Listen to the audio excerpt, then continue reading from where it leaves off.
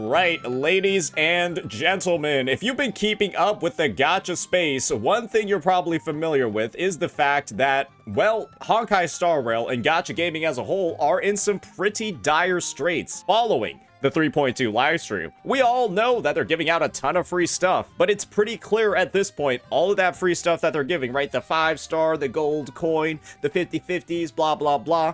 It's all just bribery, because these devs are driving the game into the fucking ground with their predatory practices. And I am here to ride on the train of retribution against this company, because so many content creators, so many people, they're looking to quit the game. They feel like this is kind of like the straw that breaks the camel's back. And I am excited to see what Cosmos ZR's thoughts on this entire matter are. Guys, our revenue's already up 300%. I know that live stream was genius. Who would have thought? Hold on, he's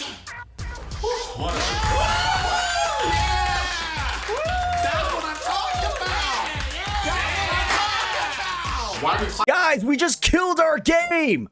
Woo! Google Classroom is getting bombarded with bad reviews again. Guys, we did it. We did it. Hey, you guys remember Mavuika Silali? You guys remember that super predatory double banner? And then we had the 20 Lantern Right pulls that we decided to delay until after the Mavuika and the Silali banners were gone. And so everyone felt baited, but they still spent money anyways. Yeah, you remember that one? Well, let's just do it again for HSR. Let's just do it again. Except this time, instead of a double banner, a global passive. Woo! Clapping for that presentation.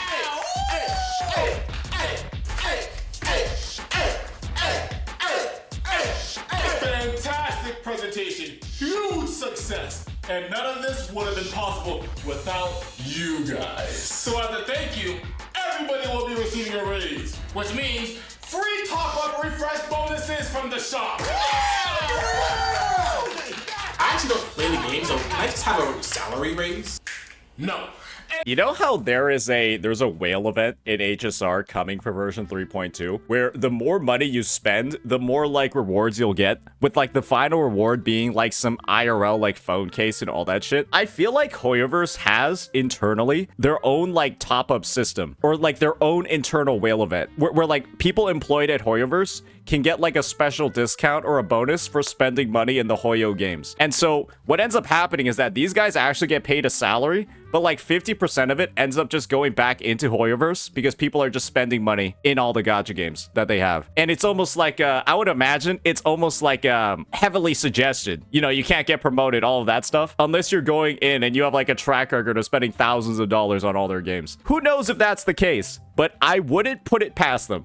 I wouldn't put it past them at this point to have something like that for their employees. Anyway, fantastic stuff, everyone. With all the extended yap and the bullshit additions, they practically forgot about the global passive.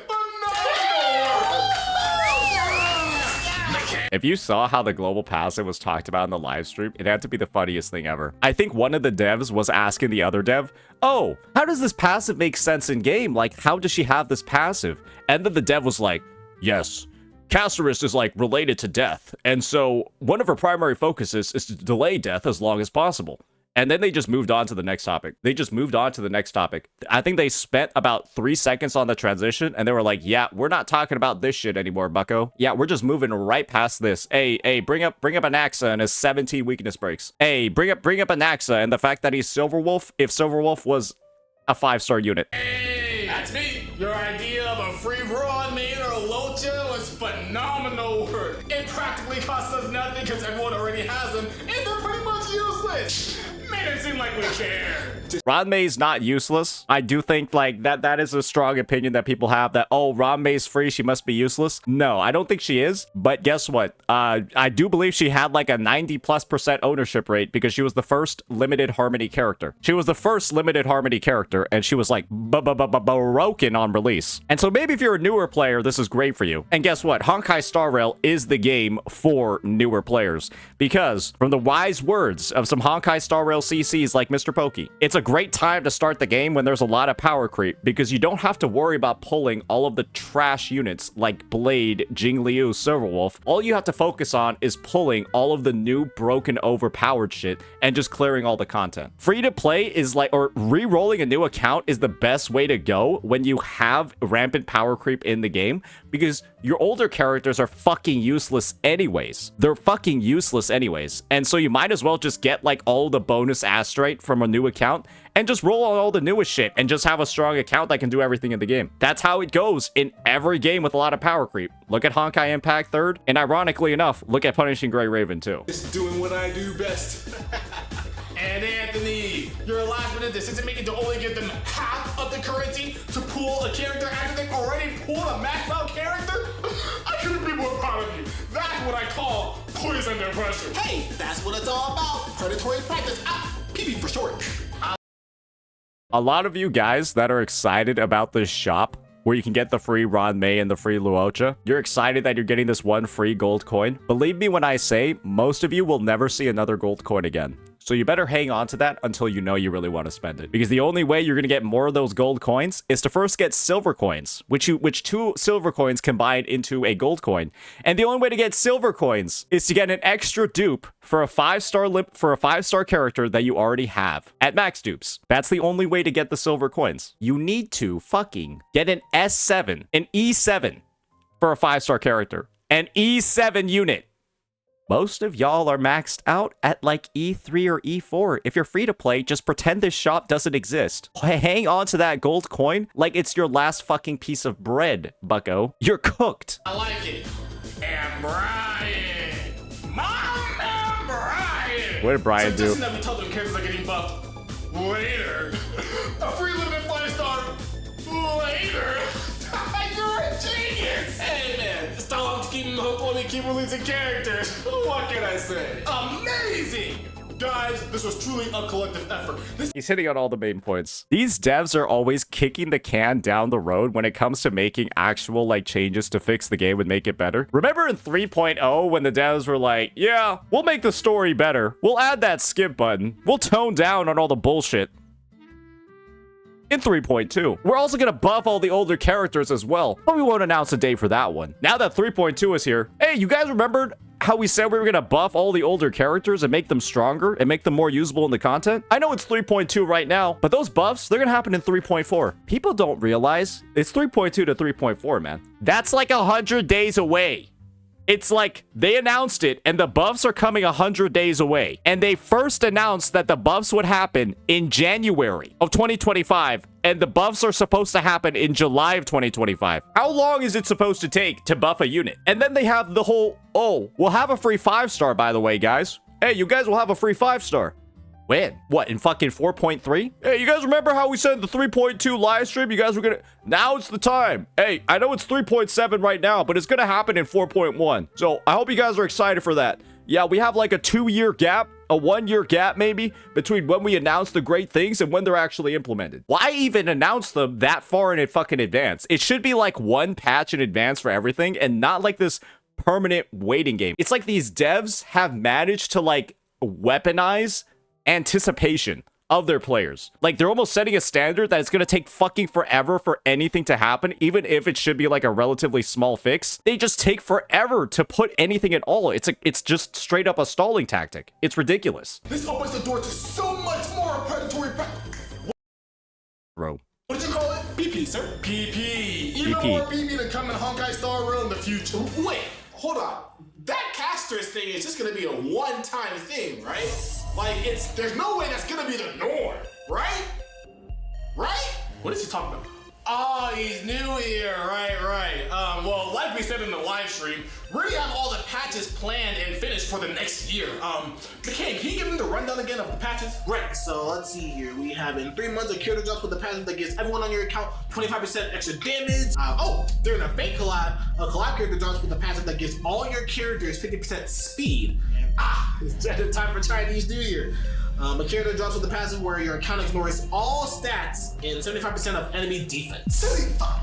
That's what I like to hear. Wait. And that's what people are scared about. It is fair to say that Casterus' passive might not actually have too much of an impact. It's fair to say that if you have a proper team and you're good at the game, you'll never, ever actually use it. But the simple fact that it's in there, that you're getting these buffs, you're getting this combat power and these combat abilities, despite the fact that the character is not on the team, that's kind of like where people are wondering, where people are worrying, and where people can imagine that the buffs that we just talked about over here, they're not official. I don't even think they're leaks. I think the guy literally I think Cosmos just pulled all these right out of his ass. The framework is there.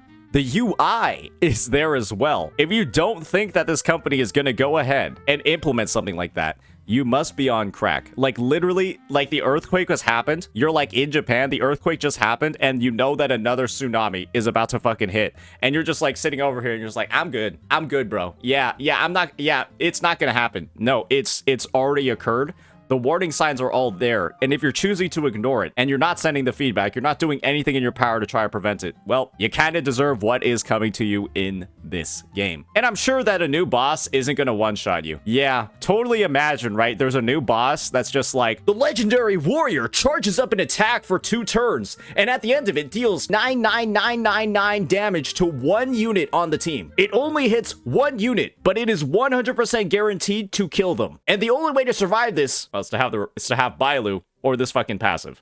You can't be serious right now. Y'all, there's no way y'all are serious about this right now. Like, I know this is a business and everything, but can we just be a little bit more appreciative and respectful of our player base? Why not give them a free, useful character? Or maybe let's look at the full currency for a Bro's getting fired. This guy's getting fucking fired. character of the choice. When they spend $2,000 to max out a character, they get half? No, just let them get the full currency. And maybe we can tell them how the characters are gonna be buffed and when they're gonna be buffed. We gotta have at least some respect for our players, right? Like, they're the ones giving us money and playing the game. Oh, he's gonna be killed. Oh, okay. The least we can do is... I'm gonna be real. I did not see that one coming. I didn't think they would just pull out the blicky mid-conversation and then just murk him. That's crazy. Is this a documentary? Is this a documentary? Bro. This is the PG version of the documentary. The real stuff is way worse than this. If only he had Casterus's global passive IRL. True. Yeah, he would have had the free revive.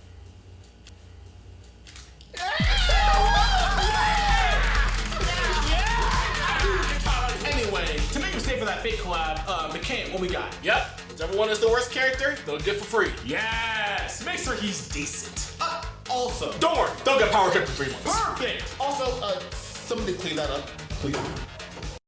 I mean, that's just kind of how it is, right? I don't believe that this is 100% how these business meetings go, but it does get to a point where you're like asking yourself, man, how does Hoyoverse keep outdoing themselves? How do they manage to actively make some part of the game just so unpalatable for a huge number of players? It's like there's no accountability in the space, unfortunately. And it does feel like these devs can kind of just do, and they have kind of just been doing whatever the fuck they've wanted since Wuwa released. Now that I think about it, it's like they've progressively started making all of their games far more predatory and far more like player unfriendly. It started off with like Natlan and all of like the bullshit quality of life, and then it's gone into like double banners, it's gone into global passives. It's like 2024 to 2025 has to probably be one of the worst times in gacha gaming history. Not because of Wuwa joining, but because Hoyoverse is taking so many of the things that make players hate gacha and hate this type of game, and they've just been shoving them in. They've just been shoving them in pretty much every possible way. Every nook and cranny has like some of that PP, some of those predatory practices. And I don't know how players aren't exhausted yet, because it's just been one after another for months across all of their games. I think about it, right? Exploration quality of life in Natlan, locked behind limited banners. Boom. Then you have ZZZ Powercreep with Miyabi and her dealing like 4 to 5 times the amount of damage as every other character in the game. Boom. We haven't even started 2025 yet, by the way. We haven't even started 2020. That's all in 2024. Then we have the double banner of Solali and Mavuika at the start of 2025 with the Lantern Right pulls at the end when their banners have already gone. Boom. And then now we have Honkai Star Rail making Amphorius one of the shittiest regions in the history of gacha gaming, you know, clearly prioritizing playtime and wordy ass fucking dialogue with no actual care for the experience, getting lazy just for the bag in Amphorius. That's another one. And then boom, global passives. They're literally on like a 5 kill streak for predatory practices, and like it hasn't even been an actual year since they've started. It's absurd. I don't even know what to say anymore. And so we'll just have to see how the player base reacts, what players are going to keep top of mind moving forward, because this is a lot of garbage to ingest if you're an active player of all these games. And there's just so many reasons to quit every game under the Hoyo umbrella. And there's not really a lot of reasons to stay, unfortunately, because it's just now they're basically threatening you with just a loss of progress in every single way if you don't end up like staying and pulling. Like they're using the stick instead of the carrot, and I gotta say that's a rough way to treat your consumers, and I'm not sure if it's the best thing to do moving forward, but we'll just have to see what the impacts are later down the line. Great video from Cosmo. Let me know what you all think. Peace.